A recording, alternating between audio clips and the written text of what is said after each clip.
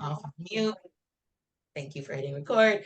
Unless we are invited to come off of mute, just to avoid any background noise, anything like that. We're all might be at home, have things going on in the background. Some of us may be in transit, going from point A to point B.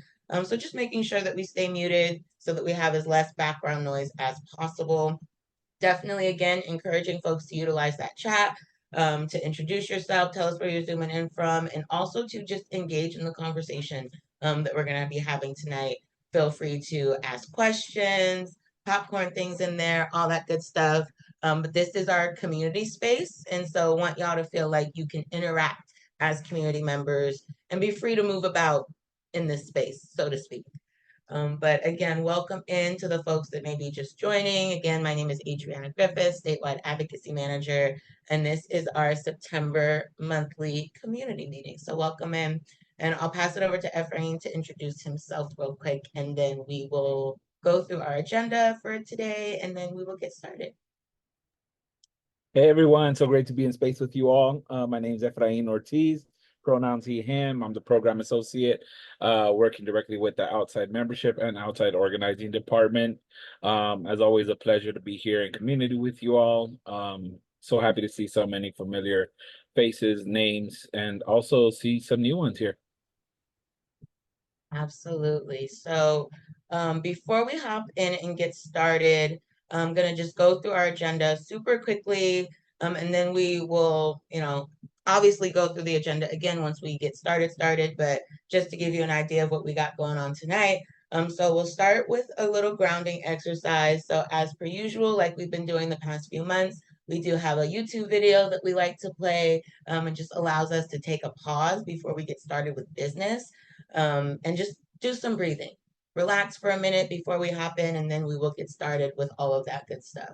Then we will have some organizational updates really quickly, and then we will get started with talking about what we all came here to talk about, which is the No on Prop 36 campaign. So really excited to bring up this valuable information to y'all. We will also wrap up the night with some calls to action. So we have some actual opportunities for y'all to get involved in if that is your jam. So we will be sharing a little bit more in the evening about what you all can do to get involved to support the No on Prop 36 campaign, and things like that. And then we'll have space for questions and all of that and share some resources.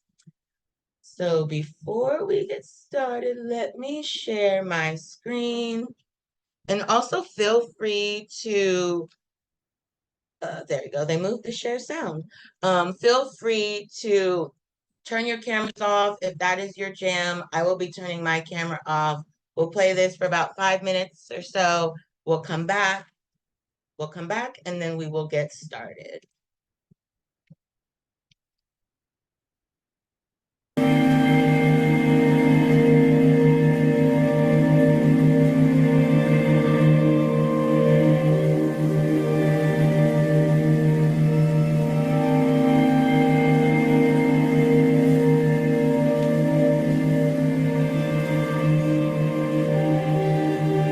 Thank you for joining me for today's practice. Let's take a comfortable seat, perhaps with a cushion or block to elevate your hips. Allow yourself these first few moments to settle in, making any necessary adjustments. Once you're ready, gently close down your eyes. Start to notice your breathing, gently deepening and slowing down your breath. Take a deep inhale through the nose and out through your mouth. Once more, just like that. Deep inhale through the nose and out through your mouth.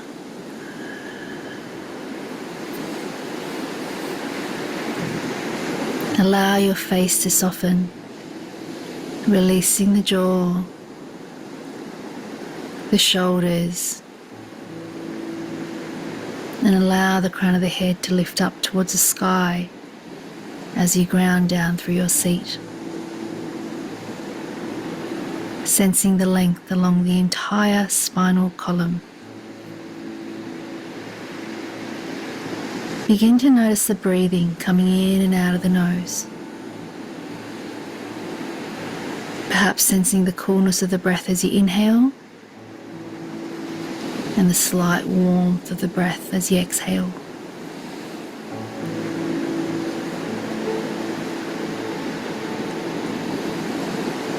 Allow the breath to be as it needs to be.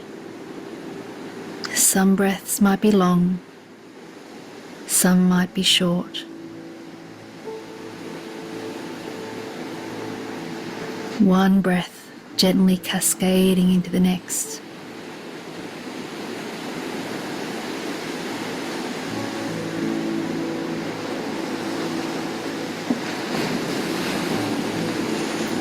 Imagine your mind to be as spacious as a vast, open, clear sky.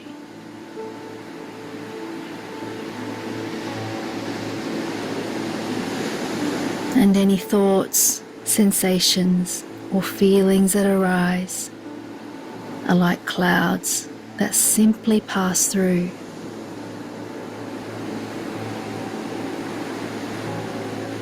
Observe and recognize them, but no need to engage or respond.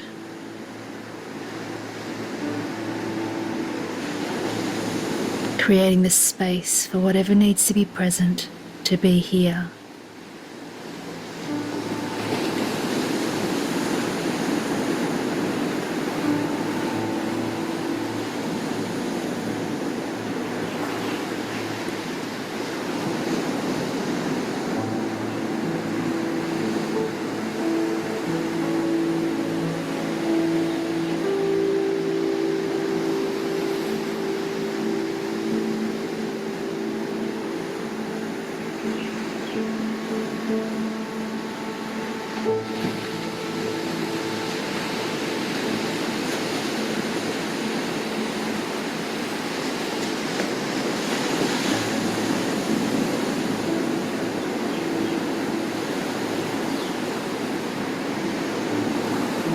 Notice the space that you have created and continue to lightly follow your breathing. Place your left hand over the center of your chest and then your right hand on top of the left. You may feel the grounding sensation of the hands on your chest and allow the breath to softly deepen into that space. With each exhale, softening and letting go.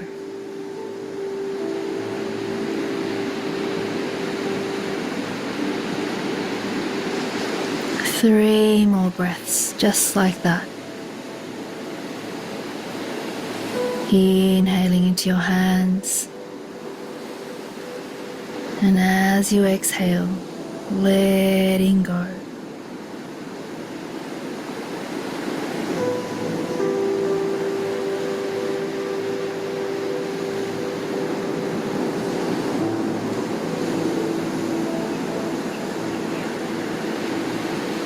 Allow your hands to release down by your side onto your thighs. And when you're ready, gently blink open the eyes.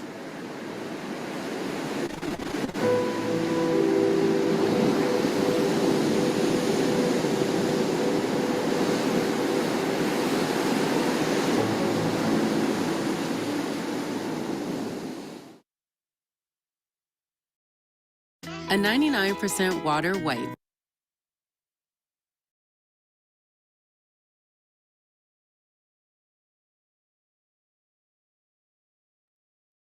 Alrighty.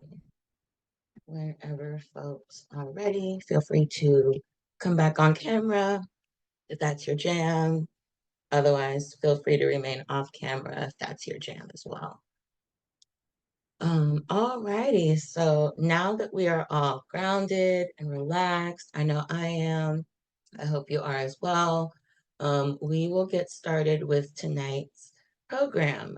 So I am going to pass it over to Efrain to get us started with some org updates. Awesome. Thank you, Adriana. Definitely feeling more relaxed.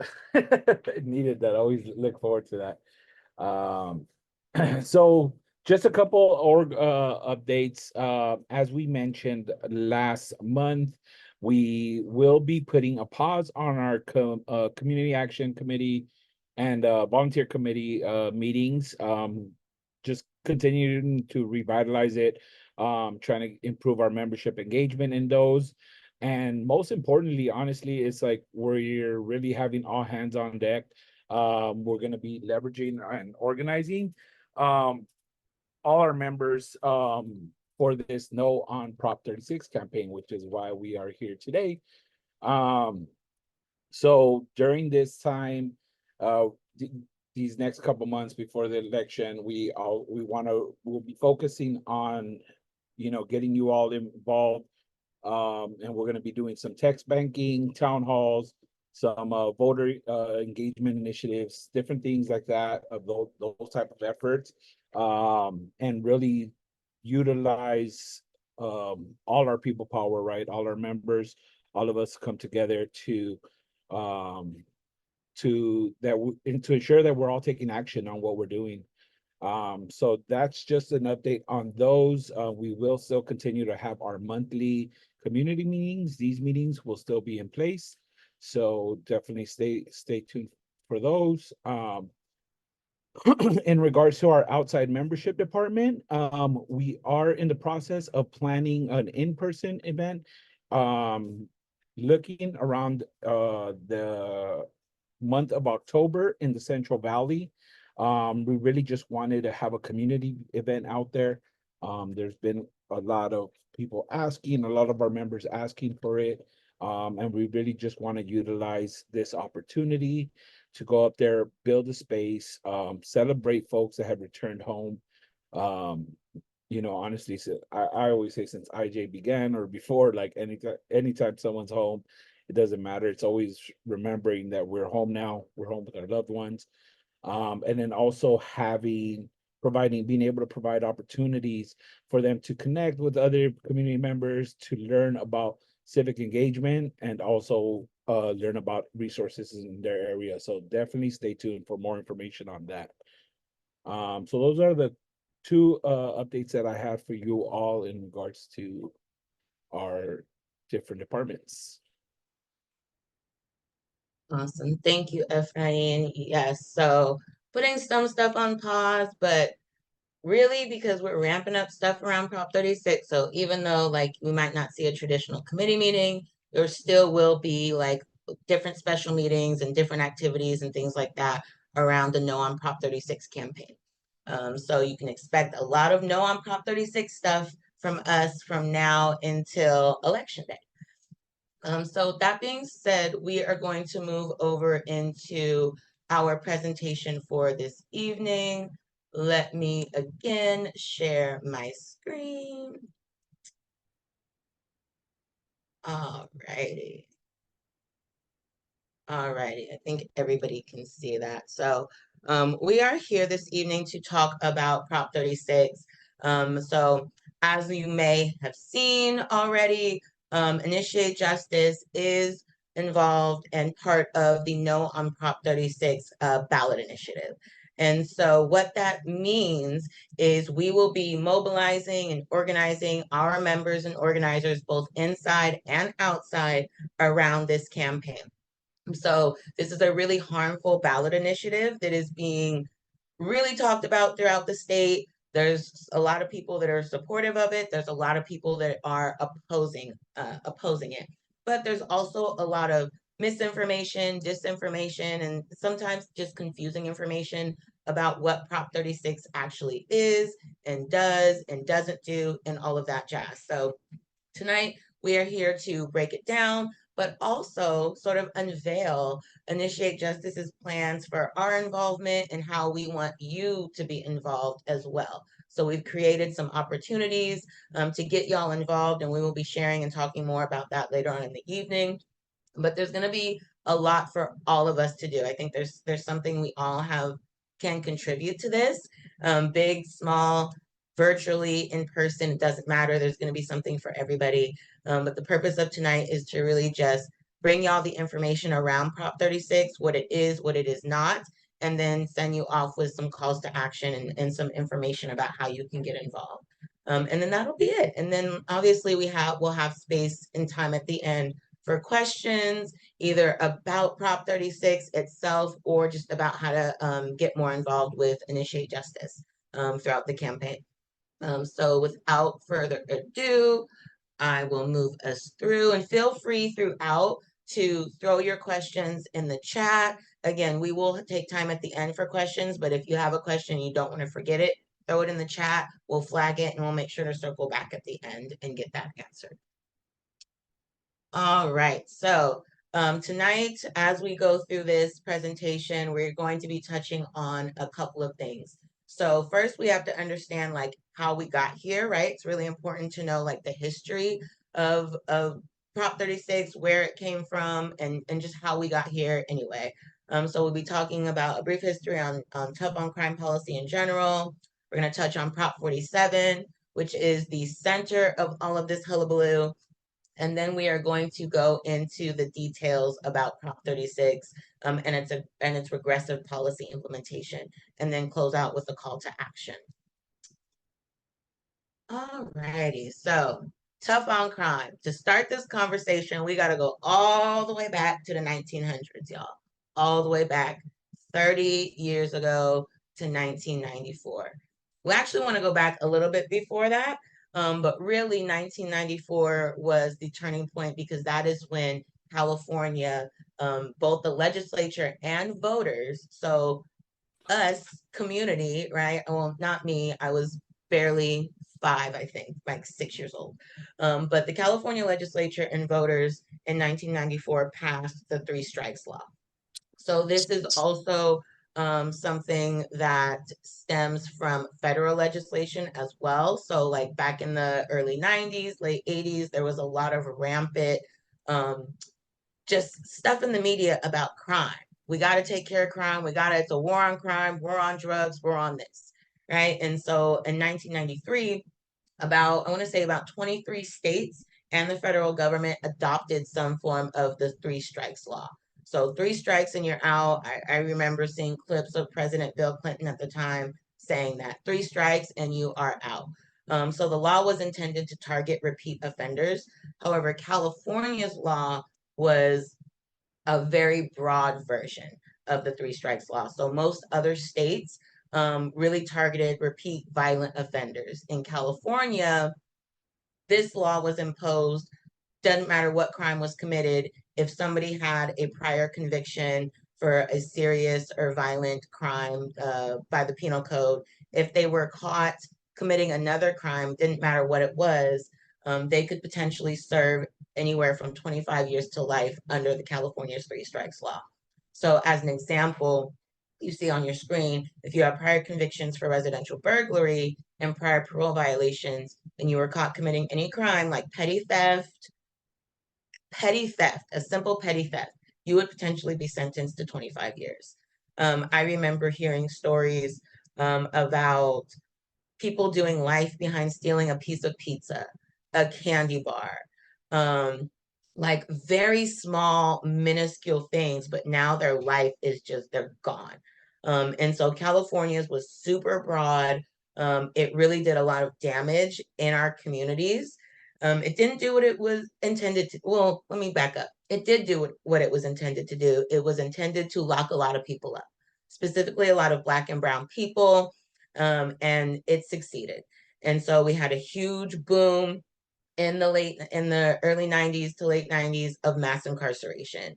And so that's essentially, in a nutshell, how we got here. Tough on crime policies, and a lot of it stemmed from, Reagan era. A lot of it stemmed from Nixon era, just a lot of really bad war on crime, war on drugs type of stuff, and not necessarily like a war on poverty or a war on the things that cause us to commit some of these crimes, but really just going after people and locking up people for extreme amounts of time, which is really, really unfortunate. And so I am going to pass it over to Ephraim to take us deeper into understanding the harmful impacts of not Prop 47, of three strikes, and how it really harmed our communities. Thank you, Adriana. As we all know, this affected all our communities, right? It did, as Adriana said, what it intended to do, regardless of the lies that they told voters. It was very harmful to our communities. And here are some facts according to Stanford's Law Three Strikes research project. The California Department of Corrections statistics have shown that the law disproportionately affected minority populations. Oh my God, I'm like stuttering. Sorry about that. As Adriana mentioned, right, we knew that. We knew who they was targeting. Over 45% of the incarcerated people were serving life sentences under the three strikes law were African American. The three strikes law is also applied disproportionately against mentally ill and physically disabled defendants. Right, just criminalizing these things is just it's we know now it's not working, right? It's never worked.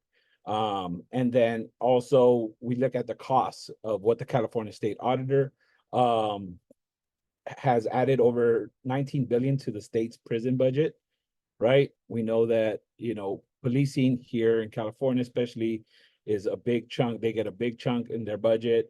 And that's all throughout the state of California, from local law enforcement to the corrections, right?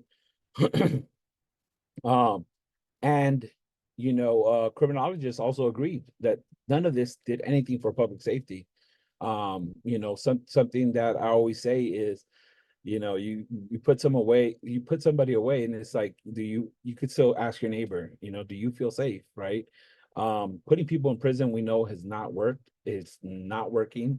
Yet we continue to go back to these old ways, this tough on crime policy, trying to especially target our communities here that are affected. And then one thing I also wanted to share was that, before the three strikes law came into effect, the crime rates were already dropping, right? People try to utilize this as, oh, it's working, but the data shows that all of this was already in place. It was beginning to drop already, and they wanted to take credit for it, right? There was already laws in place that repeat offenders were already getting sentenced to life without the possibility of parole. There's already other stuff in place, and just wanted to add more time to people's sentences, as Adriana mentioned. Some of the basic necessities that some people really needed, these people were getting put away for life. That was their third strike, and they're getting put away. I was incarcerated with an individual who was stealing meat and a loaf of bread, and that was for his family. And it's like, when I met this person, it was just, it saddened me to hear something like that, right? Because again, these are bare essentials that one needs to survive, and here they are putting them away. Prior to that, he did have, obviously, other crimes, but it had been years since those crimes were committed, and because he was in a tough place, made this choice, and was sentenced to life for that. So when we look at that, we think about that and how unfair and unjust our so-called justice system is. And then we know what this did in regards to the budget, the costs, right? For all these cases to be heard, for there's more crimes, having to have cases for, etc., and more money being invested again, instead of utilizing this money and to something into our communities, into programs that we know could help our communities, and research has shown that have worked. You know, they want to invest in policing and all of that. If we go to the next slide.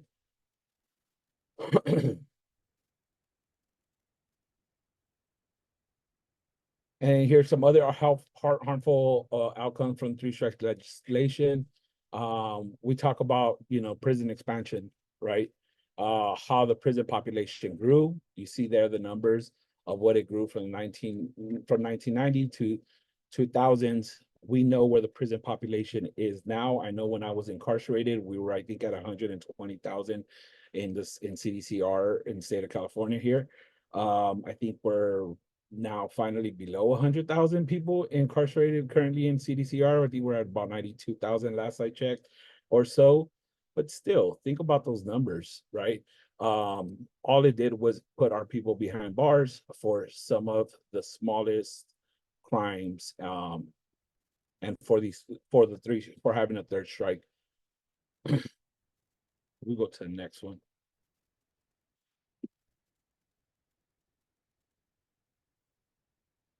And here we go. So Prop 47, right? We talk about Prop 47. Many of you are familiar with it. This was something in the making after years and years of legislation that had caused our communities harm, increased our incarceration rates. Prop 47 was passed in 2014, right? And this changed some of those theft, some drug crimes, from felonies to misdemeanors, right? There had some stipulations in regards to like the amount of the property they were stealing or anything like that, and the amount of drugs that they had. But it reclassified several property and drug possession crimes from felonies to misdemeanors, right? For example, as I mentioned, shoplifting, stealing items worth $950 or less from a store, that was considered a misdemeanor, and drug possession generally became misdemeanors, right? Again, you can't have, we were criminalizing addiction, right? Without diving into the root cause, without investing into our communities, into really understanding and figuring out and providing the services needed for our communities. Instead, they wanted to invest that money into incarcerating our community, separating our loved ones. We know now how many kids have grown up without their parents, while being incarcerated. And it's just so sad to really think about that. And I wanted to mention, like, one of the things, earlier this year, they had that assembly select committee on the retail theft. And I remember hearing a legislator, and I don't remember his name, but talking about that and saying that, well, now criminals, right, as they refer to us, right, criminals have gotten smarter. And when they're committing these retail thefts, they know to steal under the threshold of $950, right? And to think about that, like when I heard that, I was like flabbergasted. I was just like, how in their right mind, right? Like, is someone going and it's like they're shopping, like, okay, I'm getting this $20, $100, like, right? Oh, I'm about to go over. Like, really, like, think about that, right? I think, and I think about my own personal journey in that, and from my past experiences, and you know, the things that I did to cause my harm, my community, or seeking the things that I needed. That was the last thing on my mind, was really thinking about, you know, what I put in my pocket or what I stole or whatever it was, right? But it was just like, it's amazing to think that legislators would think something like this, or people would even think that, right? And try to lie to us and be like, say these type of things. And just wanted to continue this. Also, I'm gonna pass it back over to Adriana, and she's gonna talk about some of the truths, some of the myths behind Prop 47. And then we're gonna jump into Prop 36 and what it will do, and most importantly, what it's gonna cost us. So back to you, Adriana. Thank you, Efrain. And yeah, before I hop into some of these truths around Prop 47 and the myths, right?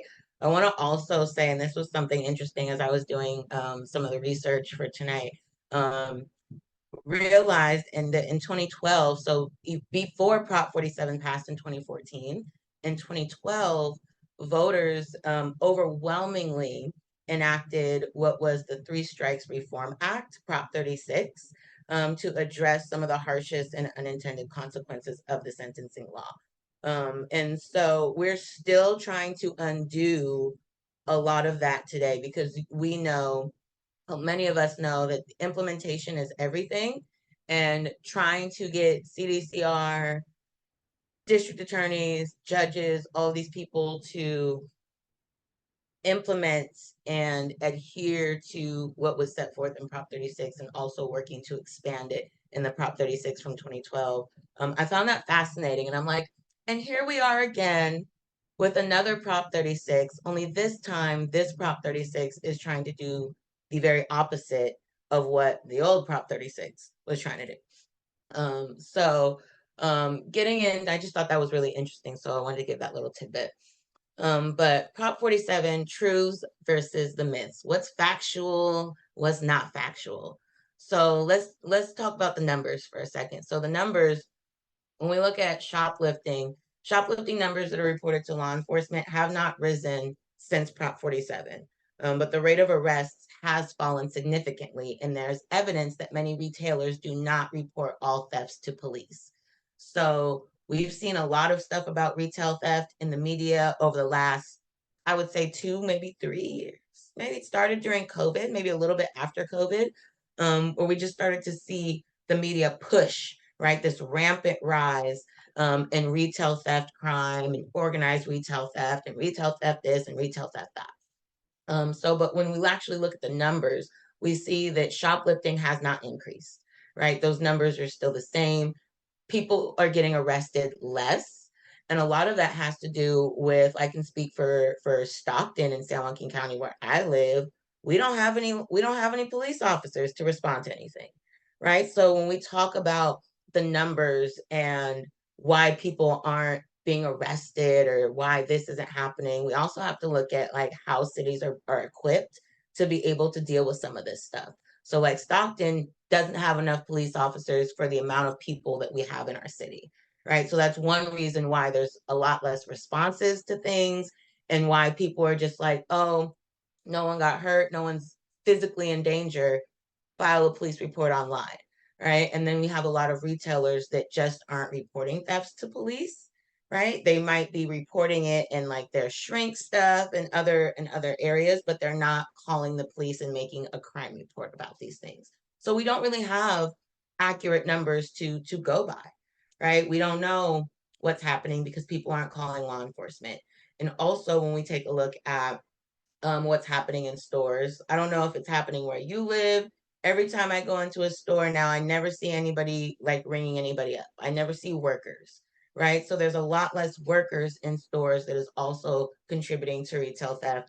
But the media doesn't tell us that, right? The media just shows us people running into stores and people doing smash and grabs and things of that nature. But what they don't say is these stores are not equipped to be able to handle potential theft, right? So we don't have enough people on the floor to discourage stuff like that.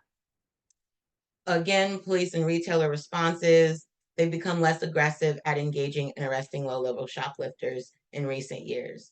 As somebody who was detained for retail theft way back in like 2010, I want to say 2010, even then I could say that the response wasn't what they want it to be now. Like it was very, very minimal, and it was very much just give us the stuff back and leave, right? So, but now people are becoming less aggressive at even catching people or reporting these things.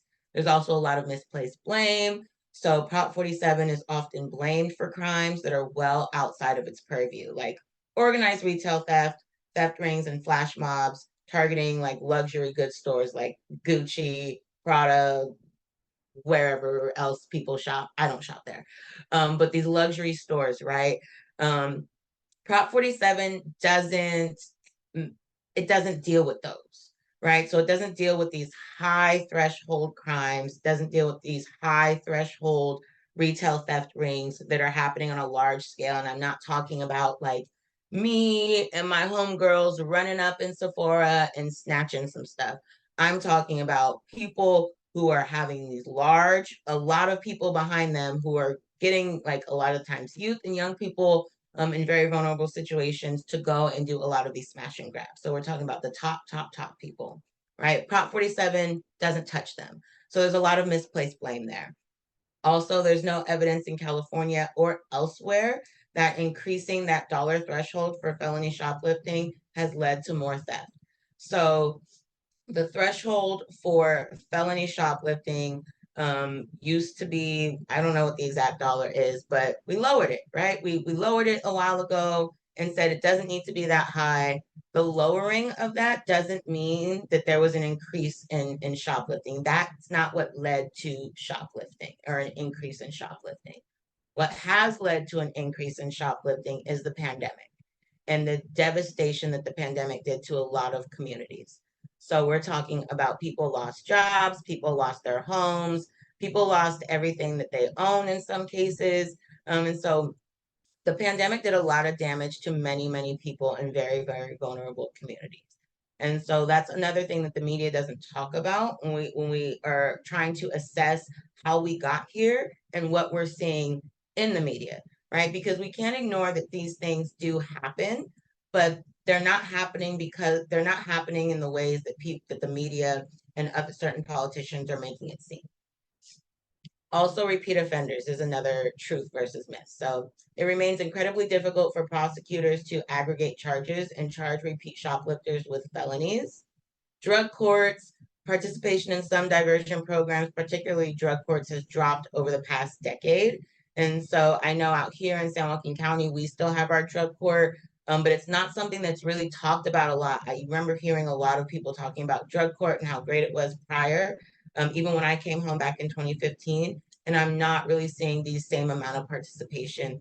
Also, a lot of diversion programs are only open to first-time offenders. And so if somebody's a repeat offender of any type, a lot of the times they get left out of these things.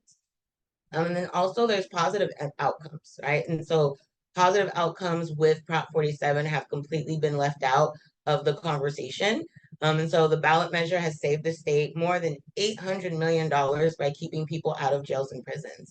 And so those savings have been funneled into reentry programs and other community-based organizations with incredibly high success rates. And so I know that my last organization that I worked for out here in Stockton, we were a direct service provider. And I want to say that we received somehow some funding that was a direct result of Prop 47 to be able to continue to provide like crisis intervention services, case management services, and things like that. And so there's a lot of good that came from Prop 47. A lot of organizations were able to benefit and hire more staff or have more programming to be able to serve the communities, have more housing options available for people in reentry or who are struggling with housing instability, substance abuse programs, gang prevention programs, violence, like all types of things have come out, all types of greatness have come out of Prop 47 and other measures like it. And so the answer for us is to keep going in that direction so we can continue to stabilize our communities as opposed to going backwards to the harmful practices of the 90s where we're just locking people up and trying to lock our way out of a systemic problem.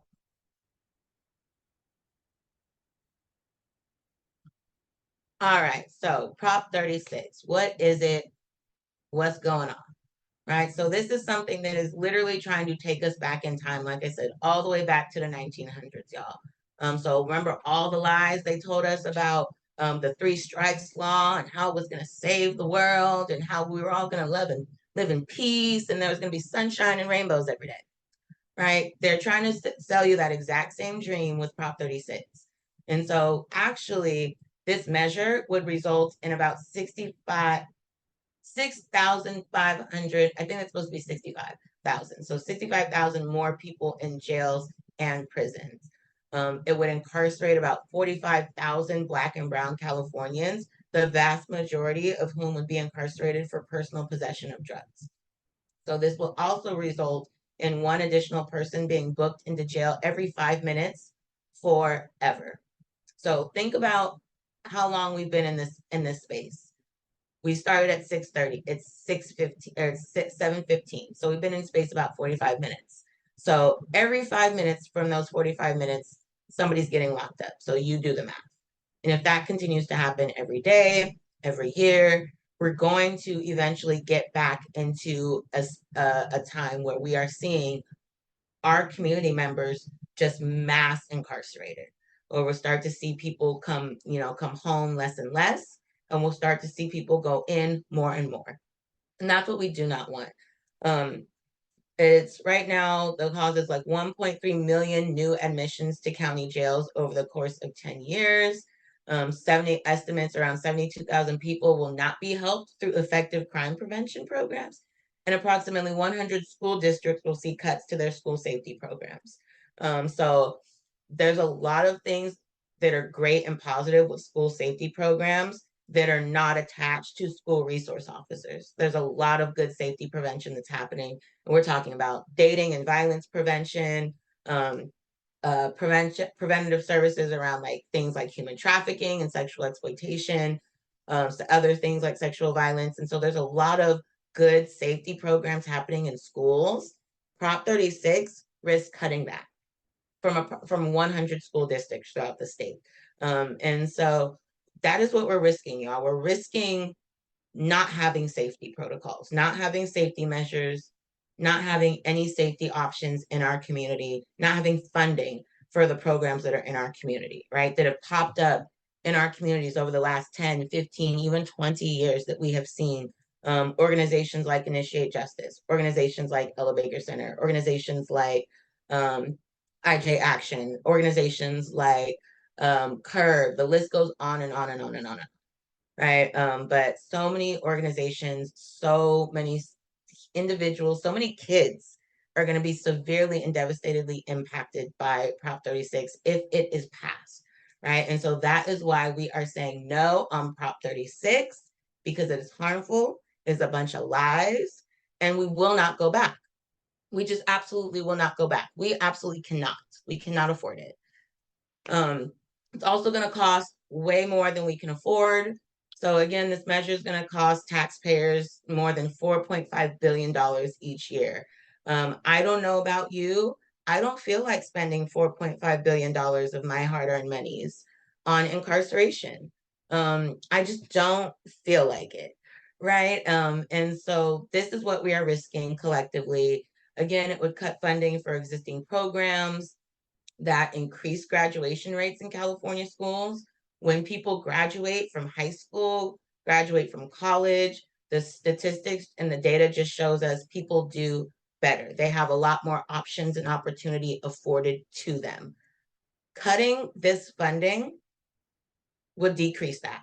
So we will start to see what we used to see back in like the 2000s and the 90s and the 80s, where we didn't see a lot of people graduating high school sometimes. Sometimes we would see our friends drop out for a lack of support, a lack of services, right? We don't want to see that. Also, defunding, we could also cut funding to treatment services and support for victims of crime. So again, I used to work at a rape crisis center out here in Stockton. I worked there for 6 years. We had a lot of different programs, a lot of for victims of crime, but we also did a lot of preventative programs as well. Homeless prevention for youth and young people. What happens if when funding gets cut? I will tell you what happens when funding gets cut. When you're a nonprofit, right? Your job goes away. It's not like a big Fortune 500 company where we can just put you somewhere else. That position literally goes away. And so if we don't have support for victims of crime, we're just going to create more perpetrators of crime potentially, right? And so as somebody that has been a victim of crime, but also been incarcerated because I was a victim of a crime, right? It just keeps that cycle going. It keeps that cycle going. And victims already don't have the support that they need. There's a lot that needs to be provided to victims of crime. And so we're talking about cutting services that are crucial, that are needed, that already are still not quite enough, right? And so that is what we're risking for our community members in California. And I always remind folks, everybody in prison has been a victim of something, big or small. Everybody has experienced some type of harm, and that is how the cycle continues. This is also something that would defund California's most successful community-based programs that have been demonstrated to reduce homelessness and prevent crime. We are going through stuff like this in Stockton with city threatening to no longer fund Stockton shelter and things of that nature. And so these things are real. These things are really happening. And when we see shelters and critical homeless prevention services cut, we see a lot more people on the streets. We see a lot more encampments pop up, and these encampments can be very dangerous for people where more crime happens, more victims are created, and the system just keeps growing. Right. And so that is what we are up against. That is what we risk. And again, I don't know about y'all. I'm not trying to go back to the days of old. I'm not. I'm trying to keep us moving to the future to where we can bring more folks home, see less people going in, and see community taken care of and funded the way that it needs to be. Lies on top of lies. Efrain, I'm gonna pass it back to you to continue with this lie train that is Prop 36. I actually wanted you to go back to the other slide because I just want to add a couple things, and then just Yeah. like as you were speaking, I mean, you were talking about all this. I mean, we I know LA is heavily based with a lot of community-based organizations, a lot of programs. Obviously it varies from county to county, but I know there's a lot of services now there for our communities, dealing with houselessness, with mental health issues, with all of that stuff, right? Gang prevention and things of that nature. We're gonna be again, it's gonna affect our communities back again because it's gonna take away from all of that, right? Another thing that I found, and it's not funny because it's not, but it's just I always think about how legislators or people in general want to always talk about, what about the victims of crime? What about this, but we know that, we know for a fact that California makes it damn near impossible for them to get any type of restitution. And if they have to go through this long process in order to get it to claim that money, right, for those survivors of the crime. And if it's not claimed, where does the money get funneled back into, right? Back into the system, back into CDCR, back into the policing, so just something to think about. Like, it's not legislators, politicians, whoever, whatever, people always want to mention, what about survivors or victims of the crime? And it's sad, but and it's very sad to say that, they do get the bad end of the deal, right? There are so many organizations that are doing amazing work in restorative justice, right? Helping those heal, helping those survivors heal. So many community-based organizations, programs around here in California that are offering those services and actually helping those people really truly get through that trauma, get through that experience, right? Because sometimes it's not even about the money, right? It's just people want to heal, right? But it's just like, if you're gonna take this money from these organizations, these programs, that are truly, genuinely helping these individuals heal and move forward, right, in life, that's gonna set also them back, right? We have to think about that, right? It's not gonna only put a lot of us back into the prison system, right? Our communities. I think about my nieces, my nephews, the next generation and things of that nature. Are they going to get criminalized? I came home after 10 years to a different community. It's very different from when I was here. In a sense I like it, in a sense I don't, because it took away a lot of the community feel to it. I feel like there's a lot of strangers, but that hasn't stopped me from having these conversations with them, even though I just met them. And it's important for us to continue to have those. But yeah, let's talk about, like, the money that's going to be spent. And then we can go to the next slide, Adriana. Or actually, I'll pause because I see Mary Lou had a hand up. We have definitely, we have time, so we could pause. Oh, thank you so much. You guys are so awesome. Thank you so much. So I'm gonna give you my age away, okay? So I've been working in the prisons since the 90s when 3 strikes law came into law. Actually I was working in there before that. So I saw the prisons take the gym, and it was so mass incarcerated that they took the gym and they literally 800 men in one room, you know, and the bunks were 4 layers high. You know, there were 4 bunks, you know, it wasn't just 1 or 2, it was up to 4. You had one little locker, you know, but what I wanted to say actually was, you know, and then I saw it reverse to, you know, what we've been working on. So Prop 47, we fought so hard for that. We cannot afford to go back. And you know, we talk about, I also belong to the California Crime and Justice, Safe and Justice. I belong to a lot of organizations, but so, and we worked a lot also for the bills to help crime survivors. I'm a crime survivor. I think everybody on this call is probably a crime survivor of some sort, right? So, you know, there is a lot of things that we have changed, even getting kids in schools, that because before a child could, a student could only have 1 day for bereavement leave. So we got it up to 5 days now. You know, I mean, it's, so we've done a lot of work on helping crime survivors as well, you know, but we got to remember that a lot of these individuals were victims before they were perpetrators. And so it's that cycle that we have to get rid of. And we've done a lot of good work over the years, and we cannot allow, like Adriana says, we cannot allow to go back. There's not, like, we're not going back, you know, we're not going back. So I just, you know, I am so excited about this, you know. It's just, I really just want to thank everybody for your time and willing to do the work, you know, because I'm 66 years old and I've been doing this for over 35 years, you know. So I feel so blessed to be able to have such young people like yourselves taking the lead on now. And I really appreciate each and every one of you. So I just want to thank you for that. Thank you, and we appreciate you, and like thank you very much just for coming off mute and just sharing that experience with us and your insight. You know, definitely. You know, I think you brought up a great point, right? We're going back to that prison overcrowding. You know, we're seeing this.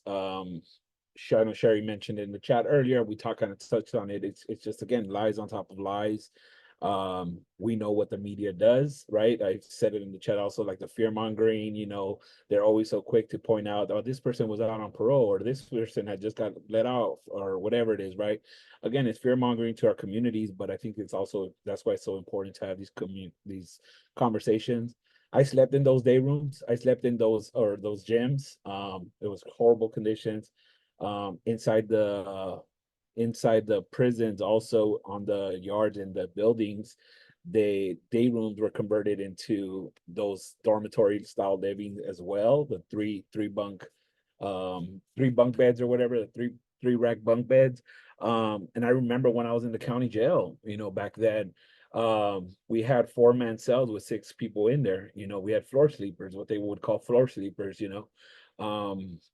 And also just want to highlight, like, we see what's going on. You know, there's a recent announcement, you know, of basically targeting homelessness again, right? Criminalizing our communities again instead of helping our communities, and we see it. Again, they're trying to feed us these lies. It's so important. We can't do this work alone. It takes all of us, right? Again, we have to all fight together. There's so many amazing communities, amazing organizations. This coalition is doing all amazing work, and, you know, up and down California, because it takes all of us in order to defeat this. And as Adriana said, we're not going to go back to this draconian way of tough on crime. You know, we've seen that didn't work. We've seen what it did to it, the devastation it had on our communities. We've seen how it didn't help the survivors of the crime, or their families and stuff like that. And then I just, like, think about, like, you talked about the ripple effect, you know, this is going to ripple, you know, like, I started thinking about incarceration and what that did, and specifically here in LA County jails, you know, with the sheriff's department, you know, we went through a lot with them, right? And a lot of it had to do with overcrowding, right? A lot of it had to do because they couldn't contain it, right? And it was so much, and there was so much harm done to our people inside because of these conditions, right? When we start criminalizing all these changing back these crimes that are misdemeanors now that we work so hard to make misdemeanors, putting them back into felonies or adding these sentence enhancements as Prop 36 is trying to do. You know, again, we're taking away our family members for longer periods of time. So I mean, I always say California's always so quick to try to put a Band-Aid on something, right? Instead of really figuring it out, you know, or letting something that's been working since 2014, you know, we've seen the evidence that it works, right? That investing into our communities, into these programs has been working, right? But they want to feed us these lies and say that it hasn't, and then take us away from that. And it's something that really upsets me, because it's like a pendulum swinging, right? Like, it's like we're going in a positive direction, and you know, here we are, 2024, you know, 10 years later, you know, fighting with everything that we have to defeat this, and we will defeat it. You know, I'm very confident in our community. I'm very confident in all of you all, you know, that are joining us here today. So I think we can jump. I don't know if Adriana, you wanted to add anything. So let's jump into how do we get you all involved with us.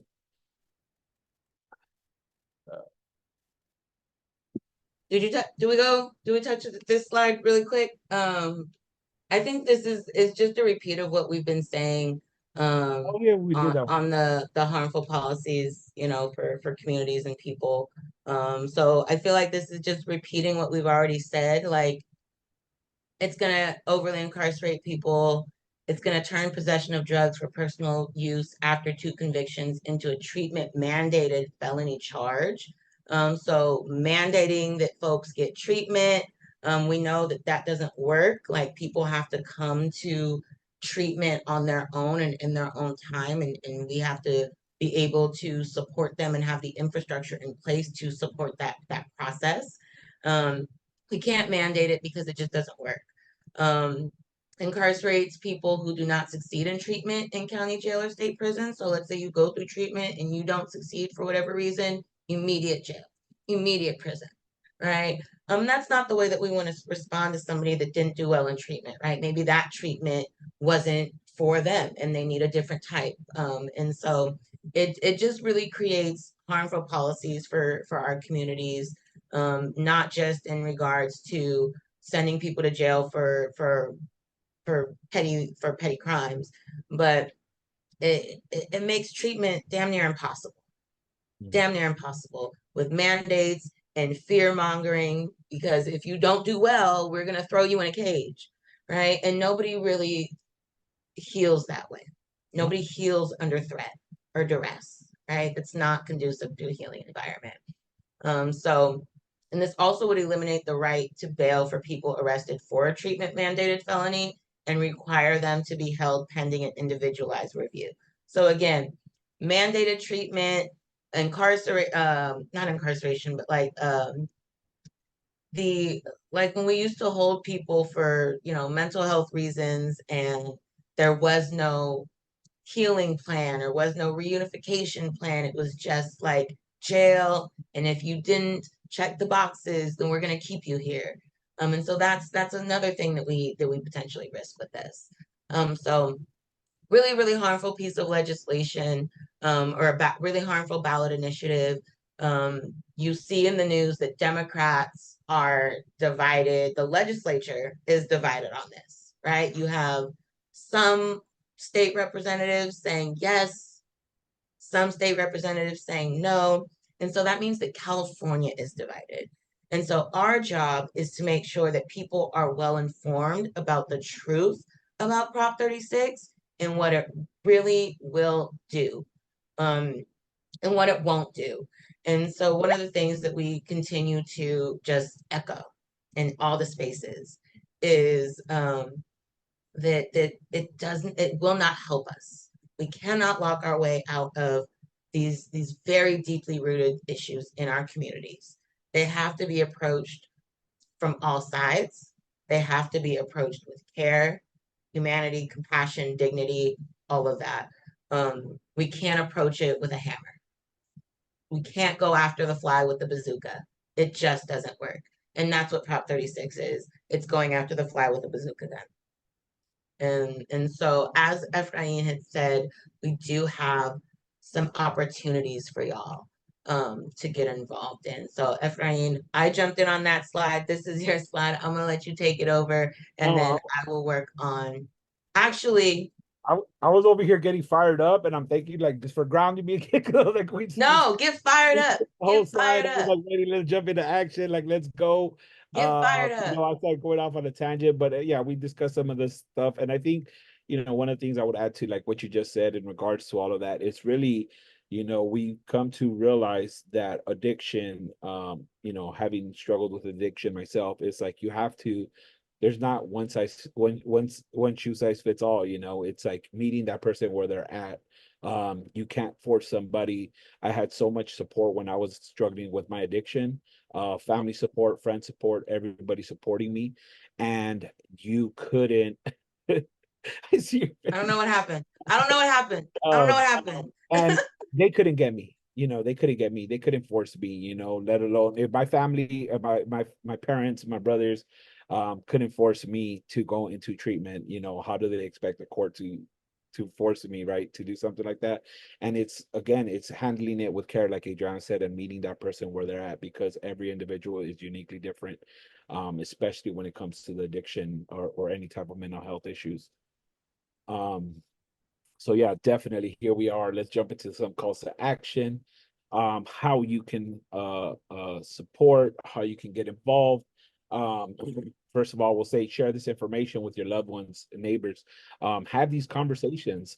Sometimes, actually, I would say I wouldn't say you'd be surprised. I would say I've been surprised at some of these conversations that I've already had begun having with some individuals that I've met along the way, that I've met at the market. You know, having these conversations, they start learning about the work we do, and then I start talking to them about. I've talked to them about this proposition and also Proposition 6, and I was surprised to see that. You know, again, I think so have these important conversations with those people around you, right? Your loved ones, your family members. I started sharing this with my brothers, with my sister-in-laws and stuff like that. It's important, you know. Sometimes it might feel uncomfortable, but I think it's so important because this information needs to get out there. And I always say we don't know what we don't know, right? And if our loved ones or our neighbors are going to go off what the media is putting out there, right? We know they're going to vote the opposite way, and we don't want that. Definitely attend our upcoming meetings to learn more about this campaign, as we continue to pull more stuff out, more things, more activities of ways to get involved. Definitely keep an eye out on our social media platforms, the emails and stuff like that. As I mentioned in the beginning, we're not going to have no more committee meetings, but there will be special meetings just in regards to this campaign. Get trained by us, IJ staff, on how to talk about Prop 36 in your community. We'll have some talking points. We'll have some other information that y'all can utilize, different type of resources, you know, really to add to the tool belt, as I like to say, to have those ready. And then Adriana should be dropping that in the chat right now, the sign up to get involved to defeat Prop 36 campaign. We'll have that there. Definitely sign up if you're interested. Again, I think there's something for everyone, no matter what way or how much the capacity you have. Post on social media, not only initiate justice, but anything in regards to Prop 36. Definitely like share out. It's so important. It boosts the viewership. It does so much. It helps us get that information out there. So definitely share out on social media. And don't forget, vote no on Prop 36. You know, it's so important that we defeat this bill. I was so upset when I found out that it was actually going to be put on the ballot. All this, it was a talking point in our staff meeting. But you know what? Ain't nothing that we can't handle. You know, as a community coming together, this grassroots organizing, the work that we're doing, we will defeat this. You know, and then I think we could drop our emails and our policy team emails, reach out to IJ policy and advocacy teams to get involved. We'll drop some emails there if you don't already have them. But definitely just feel free to reach out to us with any questions. And I think I covered it all. Yeah, and I can hop in a little bit and explain. I actually want to walk folks through the form.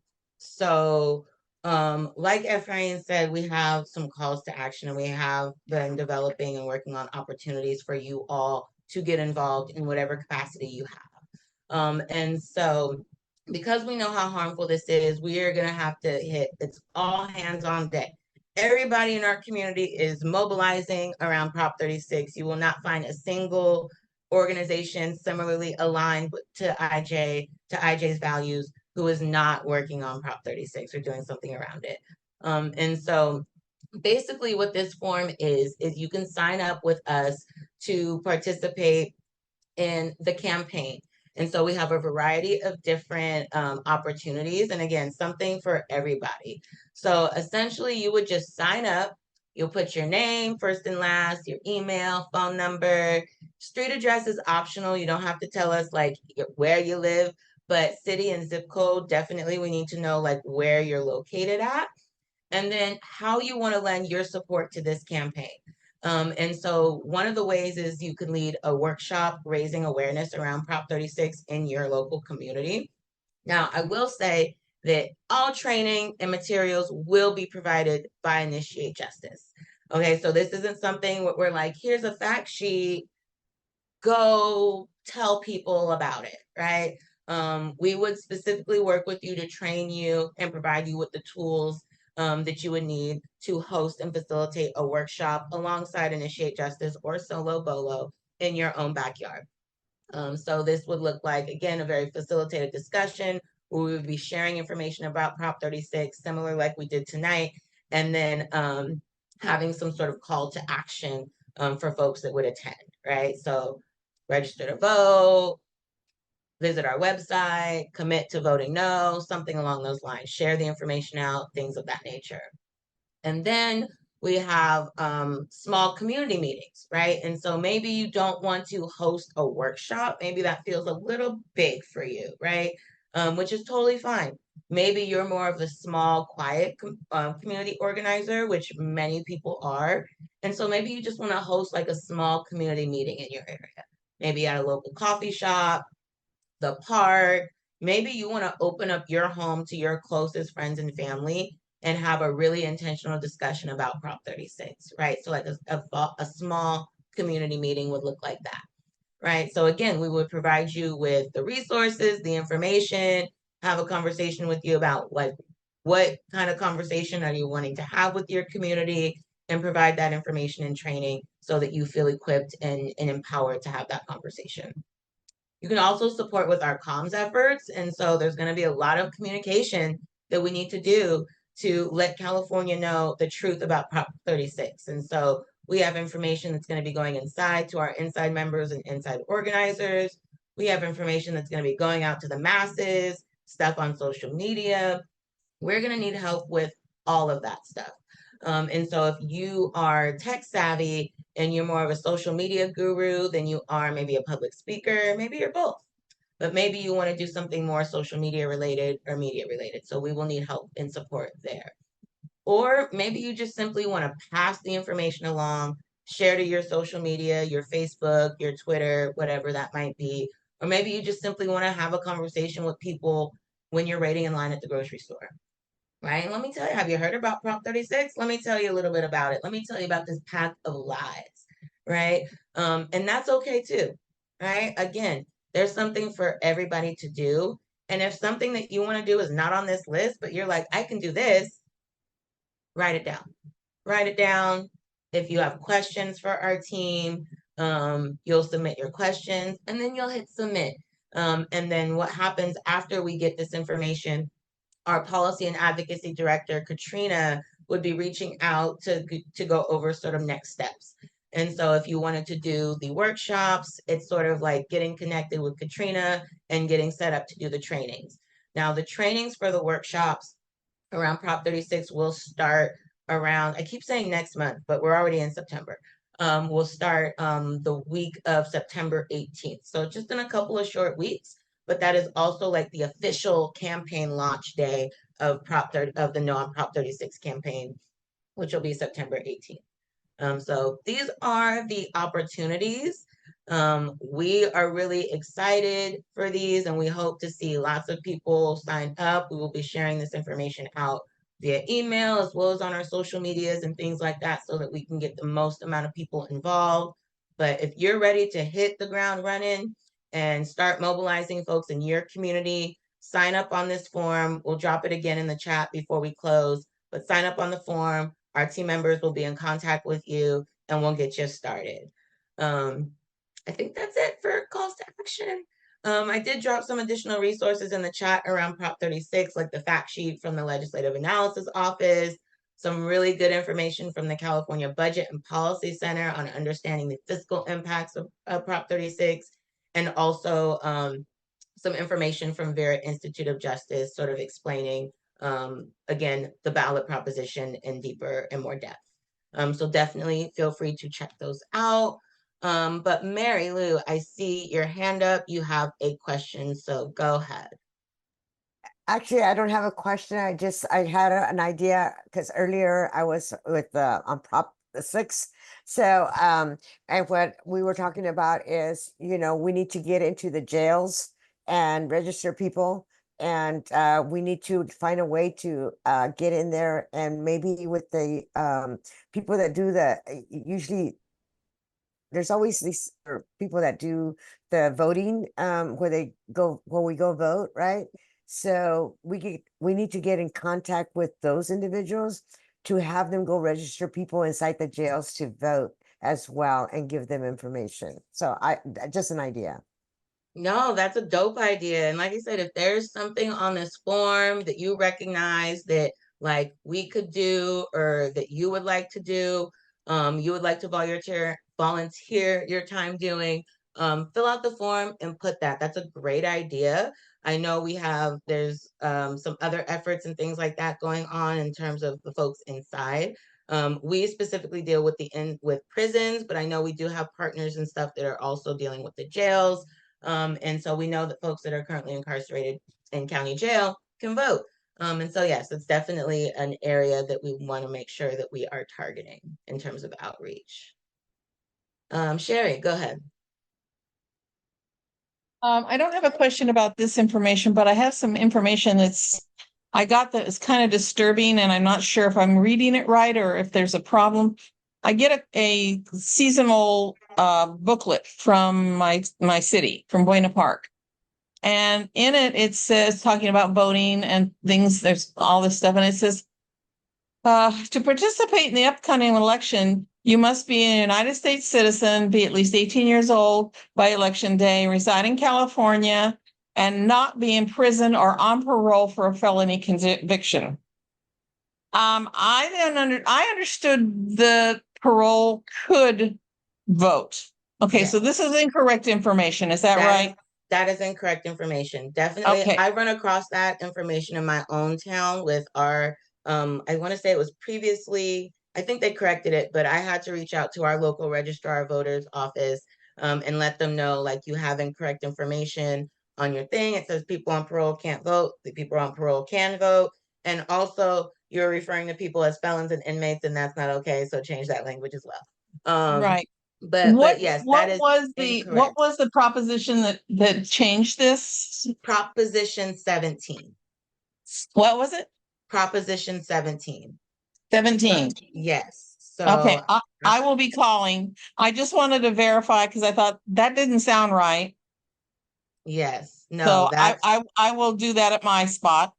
perfect. And I'm actually anybody dropping else. into the chat the legislative analysis for the ballot proposition that was Prop 17 from 2020. Okay. So you can refer to that. If people are like, no, that's incorrect. Well, according to the law that voters voted for, Right, they can vote. So yeah, good catch on that. And so glad you asked that question. For Okay. sure, definitely people on parole can in fact vote. Yeah, well, everybody should check their, what's coming out in their mailers and stuff because, if my city's crazy, a lot of them probably are.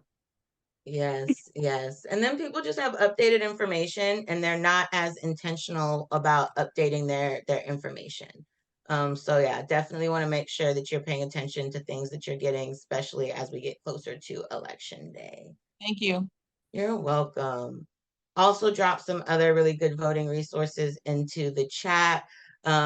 These are really great. These were shared last month. We're going to continue to share these throughout election season. So just really good to make a voting plan, check your registration status, find polling locations, make sure you sign up to ballot tracks to be able to track your ballot. Ballots officially drop October 7th, 5th, 7th, one of those 2 dates, early October. So just make sure all of your stuff is correct. And if you need support, guidance, or information about where to go, you can always reach out to us here at IJ, and we're more than happy to help you out there. But does anybody have any other questions, either regarding the call to action form or Prop 36 in general? Amazeballs. I love it. Well, seeing none. I love saying that. I've been in policy work too long because every time I ask a question, I'd be like, seeing none, we're gonna move on. For those that don't know, that's what they say in assembly and Senate hearings when they're like, does any member wish to discuss? And when nobody says anything, they'll be like, seeing none, we're gonna move on. And they do it really quick. So it makes me giggle. Thank y'all for hanging out with us tonight. I really, really appreciate it. I'm excited to already see people signing up to help and support the No on Prop 36 campaign. We're gonna do this, y'all. I like to think that the majority of Californians are a lot smarter than politicians give us credit for. And so I believe that we're gonna do it. If we can free the vote for people on parole and restore the vote for thousands of people on parole, if we can, we've brought so many folks home. We've done so many things, not just within IJ, but just within the greater movement. So despite the things you see in the media, despite the things you may hear from neighbors, friends, colleagues, coworkers, whatever, tune it out. Just know we're not going to let this happen. We're going to fight tooth and nail to make sure that our communities are safe and that we do not suffer the harmful impacts of this harmful, ugly, terrible ballot proposition. But thank y'all so much. I appreciate y'all. Ephraim, you want to say goodbye to the people? Bye, y'all. Thank y'all for coming here with us, joining us, being a community. Always Yes, a pleasure and excited to defeat this prop. Yes. Yes. Thank you all. Thank Have you. a You're great night. welcome. Good to see you, Sherry. Good night, everybody. Y'all have a good night. Thank you. Bye. Good night.